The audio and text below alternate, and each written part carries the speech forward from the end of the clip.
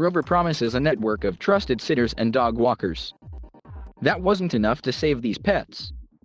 Like many new pandemic pet owners, Nia Morgan knew her puppy, Zorro, had grown very attached to her due to all the time she spent at home with him. So she was understandably hesitant about leaving him for the first time with the sitter she'd hired through Rover, a popular platform for booking dog and cat sitters. Morgan took what she thought were adequate steps to ensure her timid then 9-month-old poodle mix would be in good hands during an upcoming trip. She interviewed a Rover sitter and did a trial run, dropping Zorro and a friend's dog off together with the sitter for the day. Zorro's temperament was good, said Morgan, after picking up her dog, which made her feel comfortable enough to book the same sitter for a 5-day trip. One day after she left, the sitter said her phone had broken and she was using her computer to send updates through the platform. Morgan said she wasn't sent photos of Zorro, something that is typically common for sitters to do, but she had been satisfied with the in-depth messages the sitter was providing. The evening before Morgan was set to return home to Chicago, the sitter messaged her that Zorro got loose while she was at her boyfriend's house more than an hour away from her home, according to correspondence viewed by CNN Business. Morgan would soon discover through a post from the local Animal Control's Facebook page that Zorro had gone missing at the beginning of the stay.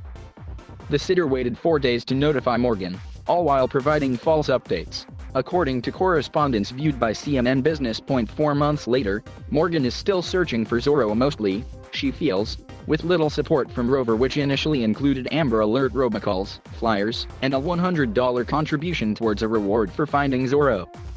"We feel terribly that some pet parents believe we've fallen short of our obligation to them," said Rover spokesperson Dave Rosenbaum in a statement for this story. "We'll continue to work hard to live up to our community's expectations." More than 2 million pet parents have turned to Rover's network of trusted sitters and dog walkers to book services including boarding, house sitting and daycare, according to the company.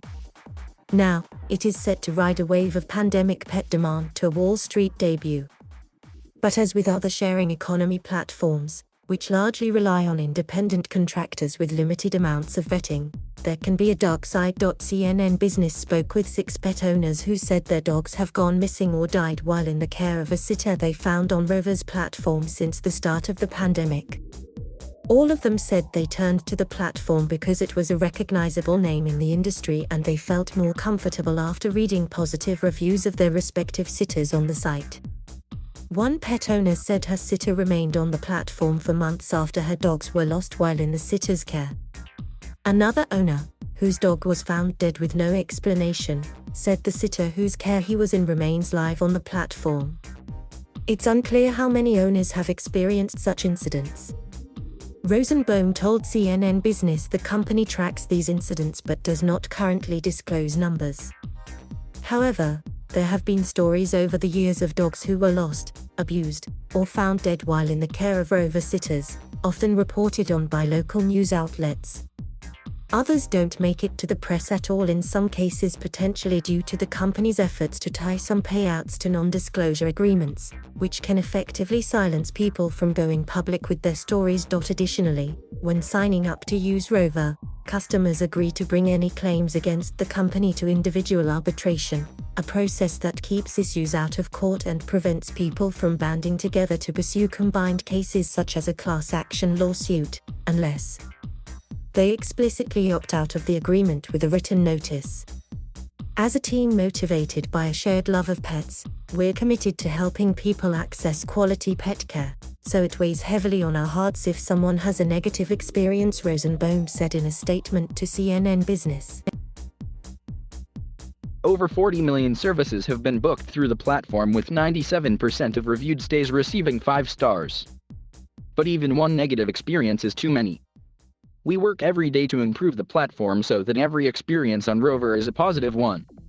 Rosenbaum told CNN Business that it raised its standard reward for a lost dog from $100 to $500 in early July to address the effects of rising pandemic puppy adoptions and pent-up travel demand.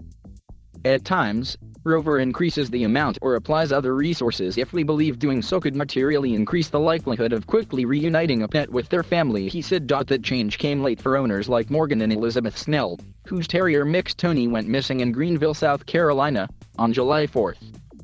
After CNN Business asked whether Rover would offer the $500 amount to pet owners whose dogs are still missing, and specifically mentioned Morgan's Zorro, the company offered Morgan the $500 amount. Snell said she was offered the larger contribution after her story was featured on local news. A pandemic dog-sitting boom founded in Seattle in 2011, Rover is part of cohort of startups that emerged over the last decade. Uber and Lyft, chief among them, that created marketplaces to connect individuals in need of a particular service with individuals who can provide such a service on a gig-by-gig basis. The company dominated the sharing economy pet market even as it faced competition from Wag, a rival startup that raised an eye-popping $300 million only to stumble.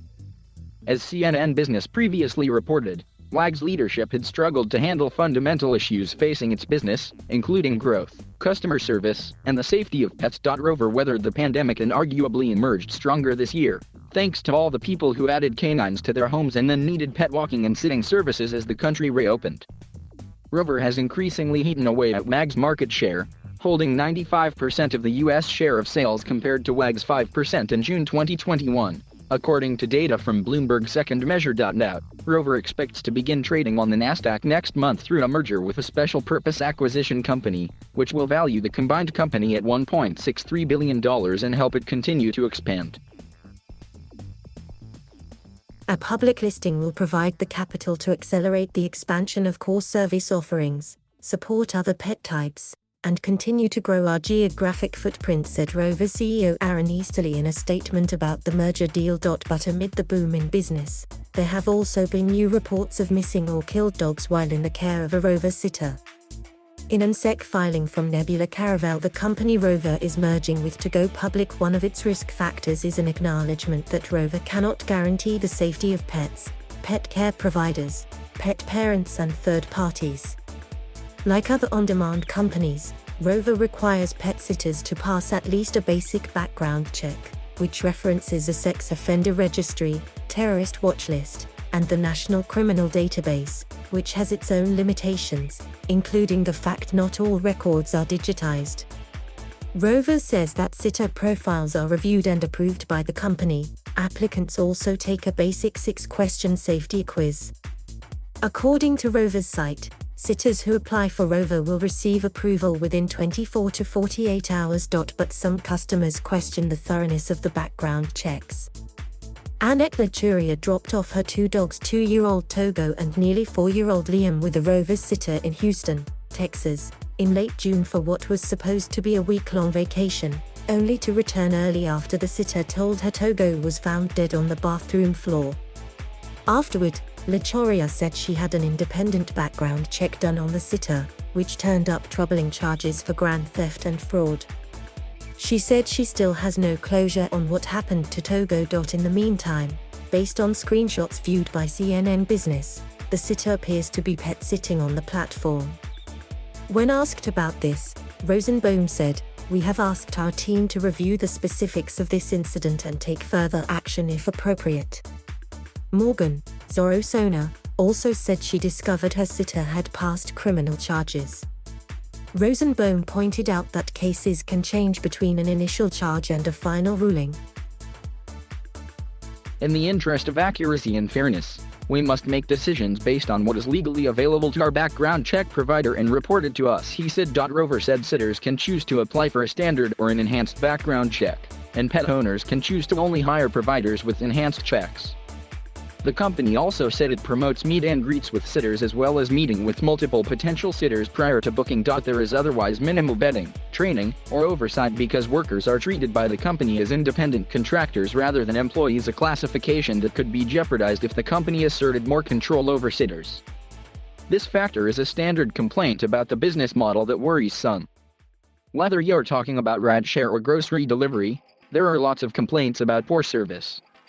Because these platforms have decided to go down this route of using independent contractors, they actually can't really train people to do a good job or to screen people maybe the way you'd really want them to do it, said Miriam Cherry, a law professor at St. Louis University School of Law who has studied corporate social responsibility in the gig economy.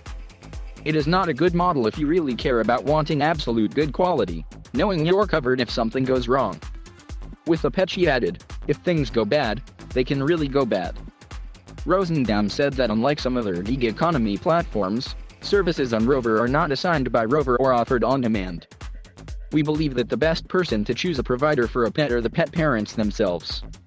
Genki Ganesan, a Rover board member and partner at Menlo Ventures, which invested early in the company, stressed the company's commitment to safety. At the board level, we have always made sure the company can overinvest in trust and safety because for lots of people, their pets are as important as their kids, he said. He added that one incident is too many and said the company should have the data. A history of complaints and NDAs 3 years ago. Colleen Nolan's senior, blind dog Mushu died while in the care of a Rover sitter. The sitter was supposed to stay at Nolan's Georgia home while she was on a business trip to Vermont. Instead, Nolan said the sitter took Mushu to her own apartment where the sitter claimed the dog followed her cat out the door, onto her balcony, and fell 2 stories onto concrete. He died soon after at an animal hospital, according to his hospital record. Rover initially sent a message to Nolan apologizing for what happened and offering to cover expenses associated with Mushu's death, according to a copy provided to CNN Business. But after what she felt was a frustrating delay in correspondence, Nolan reached out to a Rover executive to escalate her situation. Nolan eventually heard back from the company and asked to be reimbursed for expenses totaling $5,000, including training and cost of a new dog that may replace Mushu. A Rover representative said the company would pay roughly $2,600 to cover vet fees and aftercare including cremation and the urn, but declined to cover the cooler to carry Mushu's dead body, according to an audio recording reviewed by CNN Business. To get the money, she'd need to sign a release of claims and a non-disclosure agreement. She said she refused. Joy Collier, whose blue Weimaraner and Aussie Shepherd Doodle went missing in late May 2020 while in the care of a sitter she booked through Rover, allegedly had a similar experience. She said Rover offered her roughly $4,300 on the condition of signing an NDA after she started to get some local press attention about her lost dogs. Collier declined and then filed a lawsuit against Rover in May 2021 over the incident. In her lawsuit, she alleges she also spent tens of thousands of dollars to date in an attempt to find her dogs, including taking out billboards in the Phoenix area, hiring scent handlers and drones. Her claims, however, will be forced into arbitration due to the company's terms of service in which customers agree to resolve disputes in this forum. Rosenbaum, the Rover spokesperson, said the company cannot comment on ongoing litigation. I can tell you that we disagree with many of the claims Ms. Collier has made and look forward to providing our perspective as part of the legal process, he said. Meanwhile, Laturia, who had not spoken to press about the death of Togo, said Rover reimbursed her $249 vet bill but she was not asked to sign anything. All I can do for Togo is to share that story, to warn others so this hopefully doesn't happen again, Laturia told CNN Business. Rosenbaum said that claims under the Rover guarantee, which the company touts on its website as a reimbursement program of up to $25,000 for vet care when eligible, are tied to settlement agreements, but that the company does requires them if it is providing support that exceeds our standard Rover guarantee terms. But Rover's own terms of the Rover guarantee state that it may condition payouts associated with the guarantee on a settlement agreement, including a release of claims and an obligation to keep confidential the reimbursement amount and circumstances. Broadly, the usage of non-disclosure agreements or confidential settlements are fairly common when bringing disputes against a company, said Cherry, who noted that some states have passed laws to stop this practice because of the incentive it creates. As she put it, if you condition the settlement on someone's silence, it keeps the problem from getting out there. Since Mushu's death in 2018, Nolan has focused her energy on getting the word out to help others. She set up a public Facebook group where people post about incidents on the platform. There's also a private support group where hundreds of people are members. CNN Business has reviewed both. 1 week after Nolan was featured on CBS This Morning in April 2019 about her experience, Business Insider published an interview with Rover's CEO about adding cat sitting to its services. He joked about adding the cat that comes across the page and shoves the dog off ledge and says, "Okay, this is my space now." The comment hit Nolan a little too close to home. Rosenbaum said the company is deeply sorry if this comment was perceived as offensive. This was unrelated to the incident involving Miss Nolan's pet and was not an attempt to make light of any sort of tragic situation, Doing so would be antithetical to our company values.